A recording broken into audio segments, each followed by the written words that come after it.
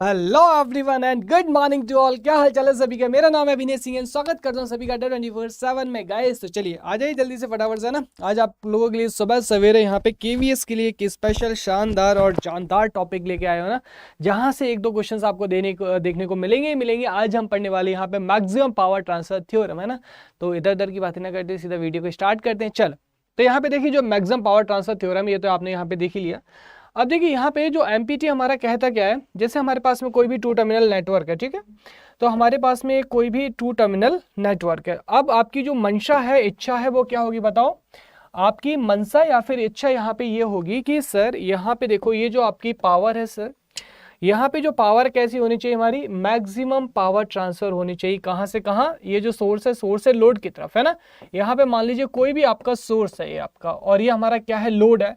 तो आप क्या चाहेंगे कि लोड से सोर्स की तरफ हमारी जो मैक्सिमम पावर ट्रांसफर होनी चाहिए, हेंस सो दैट यहाँ पे जो नेटवर्क है इसकी इफिशियंसी भी क्या होगी, ज़्यादा से ज़्यादा इफिशियंसी होगी।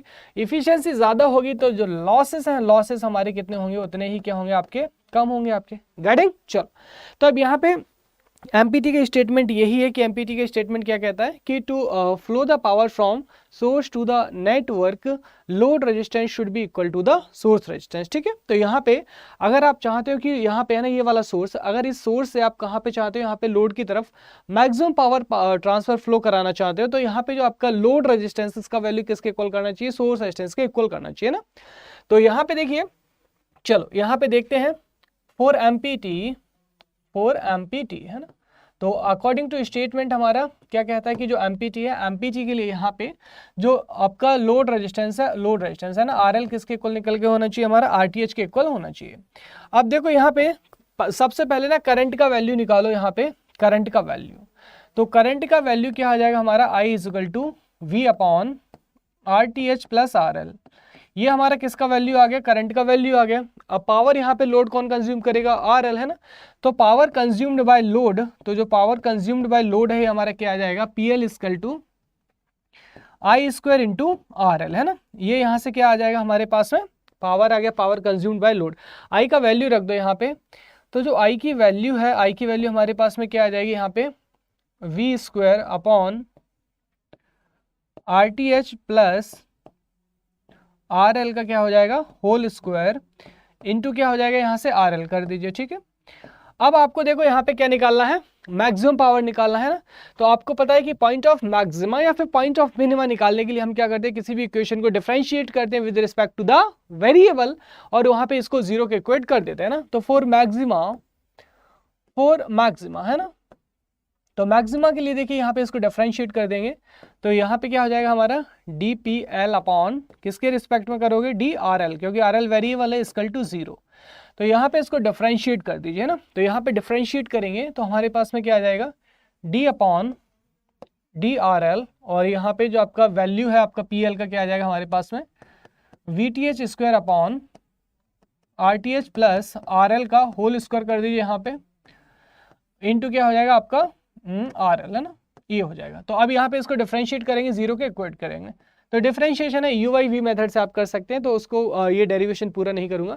तो यहाँ पे जो वैल्यू आपको मिलेगी वो कितनी मिलेगी आपको यहाँ पे, सो इट विल बी, आप यहाँ से इसको डिफरेंशिएट करेंगे आपको कितना मिल जाएगा, सो 2 are T H minus are T H minus are L है ना, ये यहाँ पे आपको देखने को मिल जाएगा। तो यहाँ से जो आर एल की वैल्यू हमारे पास में कितना निकल के आ जाएगा आपके पास में, R L equal to R T H जो है यहाँ से निकल के आ गया।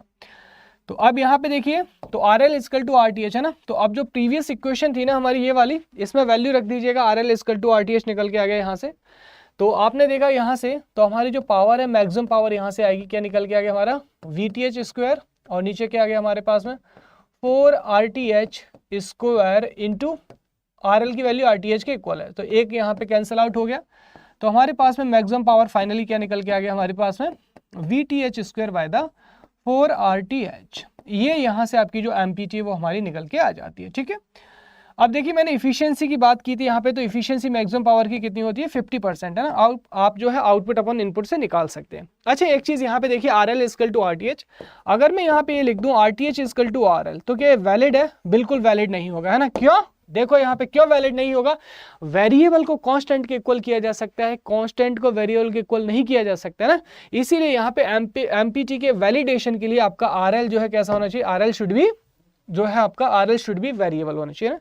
तो यहाँ पे एक पॉइंट भी याद रखेंगे, for empty validation, for empty validation है ना, तो एमपीटी के वैलिडेट होने के लिए भैया हमारा लोड कैसा होना चाहिए, load should be variable. For empty validation आपका जो आरएल है कैसा होना चाहिए, it should be variable, should be variable.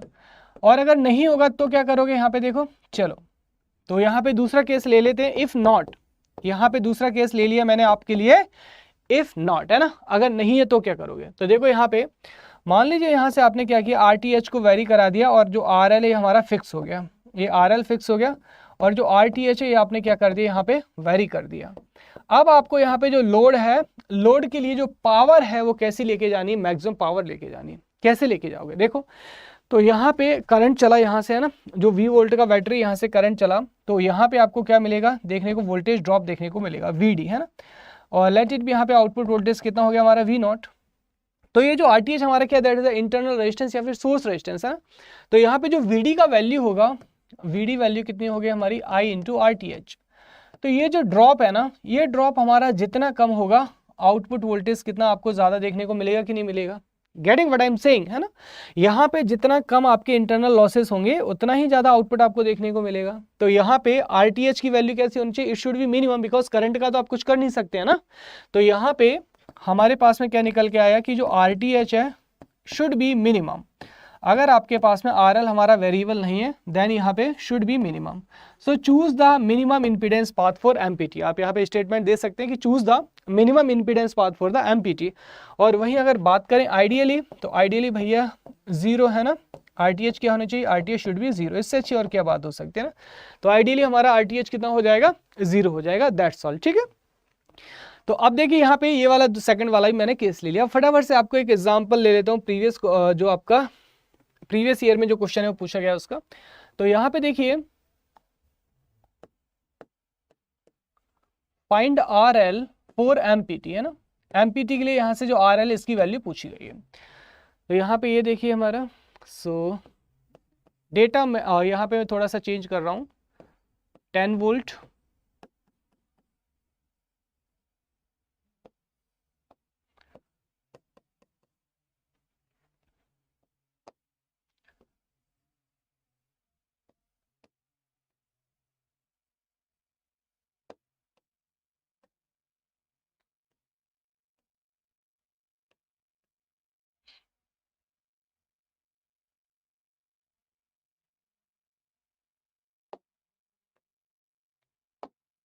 तो यहाँ पे देखो डेटा थोड़ा सा मुझे याद नहीं है, तो डेटा मैंने यहाँ पे चेंज कर दिया। क्या पूछा है आपका, फाइंड RL फॉर एमपीटी है ना। तो यहाँ पे जो लोड रेजिस्टेंस है, लोड रेजिस्टेंस की जो वैल्यू पूछी है किसके लिए आपसे, एमपीटी के लिए।